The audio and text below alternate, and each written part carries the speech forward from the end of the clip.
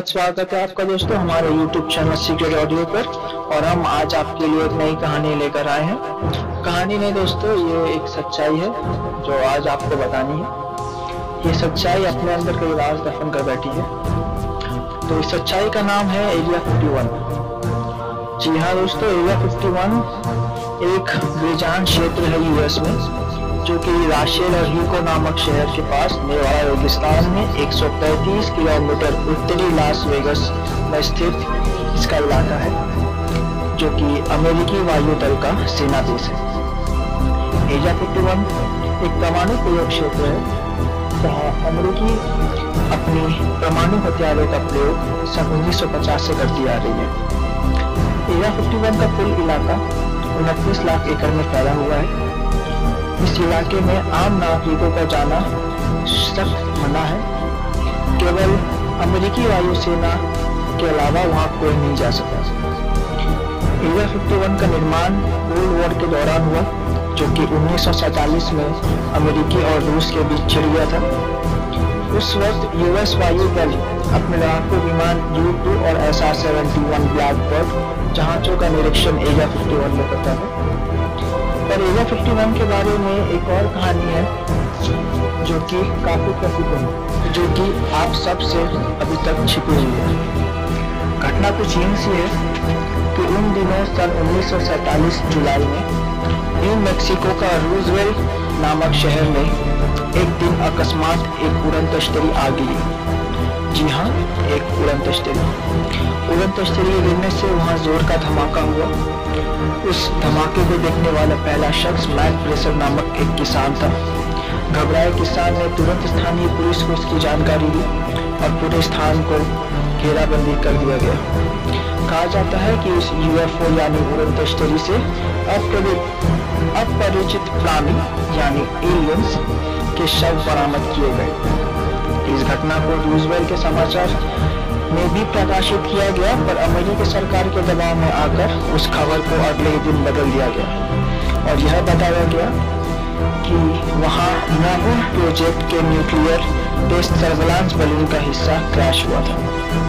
हालांकि इस घटना को लेकर काफी किताबों में भी लिखी जा चुकी है। 2016 में यूएस के चुनावों के समय जनता को यह आश्वासन मिला कि एरिया 51 का सच पूरे देश के सामने आएगा, लेकिन हिलेरी क्लिंटन के हार के साथ सभी की उम्मीदें खत्म सी होने लगी। जब यूएफओ क्रैश हुआ तब उसके अवशेषों में एक अन्य धातु की मौजूदगी पाई गई, जो कि इस धरती की नहीं थी, नहीं बनाई जाती थी। उस धातु के परीक्षण के लिए उसे पास के एयरबेस में ले जाया गया, लेकिन वहां भी उनके हाथ कुछ जानकारी प्राप्त नहीं हुई। मेजर डर्सी मार्शल, जो कि इंटेलिजेंस ऑफिसर थी, उन्होंने बताया कि यह धातु हमारी धरती का नहीं है, तथा उस क्रैश में से जो शव बरामद हुए उसकी ऑटोप्सी रिपोर्ट आने के बाद यह पता चला वो शव किसी एलियन का था और उसके शरीर पर किसी अन्य धातु के कपड़े भी थे। ये पूरी जानकारी FBI को दी गई।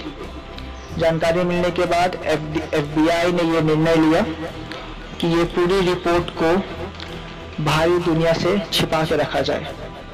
कहा जाता है कि जो शव बरामद हुए थे वो एरिया 51 के टॉप सीक्रेट रूम में ले जाए गए थे। जी हाँ, एरिया 51 के पास एक अपना ऑटोप्सी टॉप सीक्रेट रूम है, जहां एलियंस की बॉडी पर परीक्षण चल रहे हैं। माना जाता है कि वहां अब आज भी कुछ एलियंस के अवशेष हैं, जिस पर साइंटिस्ट रिसर्च कर रहे हैं। कई यूएफओ एक्सपर्ट्स का कहना है कि जो यूएफओ 1947 में रूजवेल्ट में गिरा था, वो हमारी धरती से कुल 29 प्रकाश वर्ष दूर दक्षिण आसमान में स्थित डबल स्टार सिस्टम जेटा रेटिकुली की परिक्रमा कर रहे किसी ग्रह से आया था।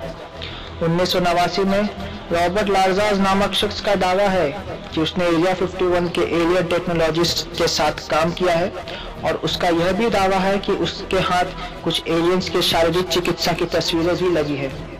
रॉबर्ट लार्जास जिसके हाथ में तस्वीरें लगी थी, उसने वो तस्वीरें जाके टॉम कैरी नामक शख्स, जो कि फोटोग्राफिक एक्सपर्ट है, उनको दिखाई। उन्होंने कहा जो तस्वीरें रॉबर्ट लाज़ारस के हाथों सन 1989 में पाई गई थी, वह तस्वीरें खींची गई थी सन 1947 में। जी हाँ, 1947, जो मैंने आपको बताया था रूजवेल में एयर क्रैश हुआ था। वो यूएफओ गिरने के कारण रूजवेल में जो धमाका हुआ था, उससे जो शव बरामद हुए थे और उसकी तस्वीरें जी हाँ 1947 में खींची गई थी। और वो तस्वीरें रॉबर्ट लाज़ारस के हाथों लगी टॉप सीक्रेट ऑटोप्सी रूम, जो कि एरिया 51 में है। कहा जाता है उस एलियन शव के ऊपर कोई अन्य प्रकार का लेप लगा हुआ था, जिससे उसकी बॉडी कई लंबे समय तक चिकित्सा करने लायक थी। कहा जाता है कि जो तस्वीरें टॉम कैरी ने देखी, उससे उन्होंने दावा कर दिया कि एरिया 51 के ऑटोप्सी रूम को चिकित्सकों ने बाहरी दुनिया से छिपा के रखा है और इसकी खबर किसी को नहीं। यूएस सरकार पर दावा करने पर यूएस सरकार ने उनकी बातों को पूर्णतः खारिज कर दिया। कहा जाता है कि एरिया 51 में आज भी एलियंस की बॉडी है और उन पर परीक्षण आज भी चल रहा है। कई रिपोर्टर का भी मानना है कि पूछताछ करने पर यह मालूम चला कि रूजवेल में कई लोगों ने कई बार यूएफओ जैसी आकृति वाले चपटे और बीच से उठे हुए तश्तरी को रूजवेल के ऊपर से कई बार बड़ी तेजी से उड़ने की देखा गया है। तो क्या जानते हैं आप एलियंस के बारे में? क्या मानते हैं आप एलियंस को? कई लोग मानते हैं कि वो होते हैं, कई कहते हैं ये सिर्फ कहानियां हैं। तो क्या एलियंस हमारी धरती के लोगों से पहले भी कांटेक्ट करने की कोशिश कर चुके हैं?